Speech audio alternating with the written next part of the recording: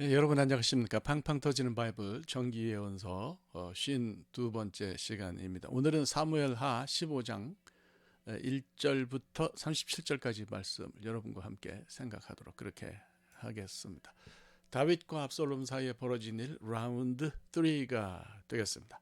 오늘은 이제 드디어 이제 반란이 시작하는 거죠. 압살롬이 숨겨왔던 그런 반란 의지를 표출을 하고 반란이 시작이 되는 거예요. 그래서 15장은 이제 압살롬의 반란을 그리기 시작했다 이렇게 볼 수가 있을 것 같아요.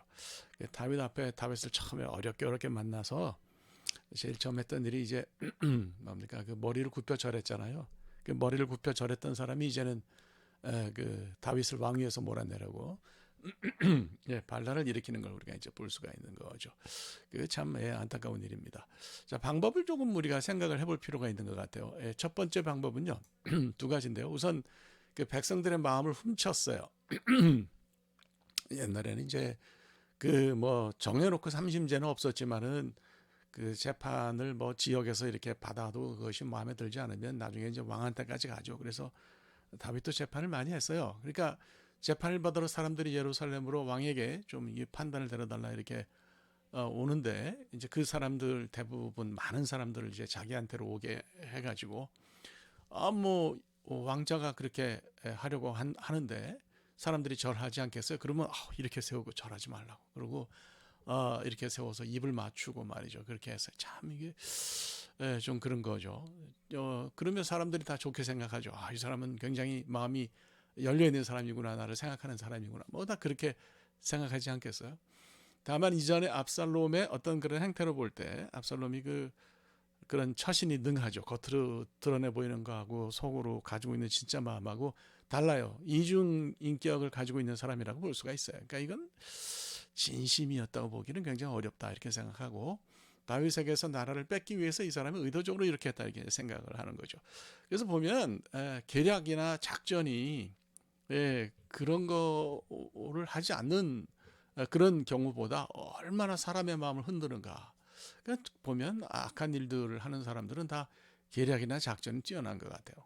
계략과 작전 그것만 놓고서 평가하는 게 아니고 주로 좋지 않은 일일 때 계략이나 작전이 필요한 거죠. 사실 정대한 일을 한다 그러면 계략이나 작전이 필요하겠습니까? 그래서 이제 제가 생각하는 것은 진심이 없는 행동은 끝이 좋지 못하다. 이렇게 생각을 해볼 수가 있지요. 두 번째로 압살롬이 쓴 것은 out of sight, out of mind라는 말도 있잖아요. 눈에서 멀어지면 마음에서도 멀다. 이런 얘기가 있는데 다윗으로부터 멀리 떨어졌어요. 여러분 이 그림 보시면 예루살렘이 위에 있고 헤브론이 밑에 있잖아요. 그 헤브론은 족장로로 한참 내려가서 부엘셰바 저 밑에 부엘셰바 보이시죠? 부엘셰바로 가는 길 중간에 있어요. 그래서 여기 이제 막벨라 굴도 있고 다 있는 걸 우리가 볼 수가 있는데 이게 이제 아브라함의 근거지였다고 이렇게 볼 수가 있죠. 예루살렘으로부터 4년 만에 돌아간 지 4년 만에 내가 헤브론으로 좀 가야 되겠다. 내가 하나님께 서원한 것이 있는데 나를 다시 돌아가서 임금님을 보게 한다 그러면 내가 정말 하나님을 위해서 좋은 일을 하겠다고 약속한 게 있다. 이게 뻥이죠, 뻥. 그렇게 해서 일단 다윗으로부터 멀리 떨어졌어요. 이거는 바로 곁에서 자식이 차마 아비를 반역하지 못하겠다 이런 것이 아니라 떨어져 있으면 그만큼 나쁜 짓을 하기가 용이하다는 거죠. 그래서 이제 헤브론으로 가기를 허락을 받고 거기서 자기가 왕으로 추대되었다고 소문을 내고 사람들에게 다 이제 내가 왕으로 추대됐으니까 나를 따르라고 이렇게 했던 거고 사람들이 다 이제 그쪽에 관심을 갖게 되는 거겠죠. 그래서 이제 여기서 이제 문제가 되는 거는 다윗이 그냥 도망간 거냐 아니면 왕자리를 내어놓은 거냐 이렇게 여러 가지로 얘기를 해요. 어느 쪽을 지지하시든지 괜찮다고 보여지는데요. 학자들은 다윗이 왕자리에서 물러났다고 생각합니다. 왜냐하면 제일 큰 근거를 이제 예루살렘을 벗어났다 이렇게 얘기하는데 글쎄 그게 왕의 수도를 벗어난 것 자체가 그냥 어디 한번 백성들을 돌아보기 위해서 간 게 아니라 사고에 의해서 그렇게 벗어났으니까 이제 그렇게 볼 수 있다고 하는 건데 글쎄 모르겠어요. 심정적으로 판단하는 거하고 팩트는 다를 수도 있는데 관점에 따라서 논쟁이 될 수 있는 부분이기 때문에 제가 여기서는 그거는 말하지 않겠습니다. 분명한 건 다윗이 그 예루살렘을 벗어났어요. 오늘 15장에는 안 나오지만 저 바후림 보이시죠? 저 바후림에서 그 시므이가 다윗을 저주하고 그런 사건이 있잖아요. 그러니까 이게 해서 요단 강을 건너가지고 마하나임으로 마하나임으로 간 것을 볼 수가 있어요.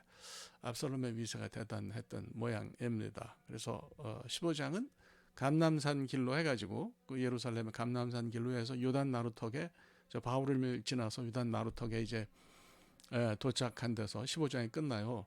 저게 가까워 보이지만 도보를 걷기는 상당히 멀어요. 예루살렘에서 차 타고도 한참 내려갔던 걸로 제가 기억하는데 뭐 아무튼 그렇습니다. 그래서 그 이후에 그가 이제 마하나임으로 피신하는데요. 압살롬과 싸움한 것은 18장까지 계속해서 이어지는 것을 볼 수 있어요. 그러니까 이제 다음에 우리가 또 17장 읽으면서 전쟁이 이 반란 전쟁이 어떻게 진행되는지 그걸 이제 함께 생각하면 좋을 것 같습니다. 전 두 가지를 오늘 본문을 통해 생각해야 된다고 봅니다. 우선 첫째는 무슨 일이든지 하나님께 맡기는 게 옳다. 뭐 내가 생각하고 내가 판단해서 그렇게 하는 게 아니고 하나님께 기도해보고 하나님이 그거 옳은 일이야. 그건 해도 좋아. 이렇게 하시면 뭐 여건이나 상황을 통해서 사람을 통해서 말씀하시지 않겠어요? 그러니까 그럴 때는 우리가 하나님께 맡기는 것이 좋겠다 이렇게 생각하죠. 사독과 아비아달이 왕이 이제 그 피난을 가니까 법궤를 내어 왔죠. 제가 성소내부 보여드릴게요. 이게 이제 성소내부인데요. 보시면 이 뭐 저 물두멍이나 그 제단은 성소 외부에 있었어요. 왜냐하면 그 제단에서 불을 떼야 되는데 그 뭐 그 천막으로 돼 있으니까 그거 다 그 타지 않겠으니까 밖에서 하고요.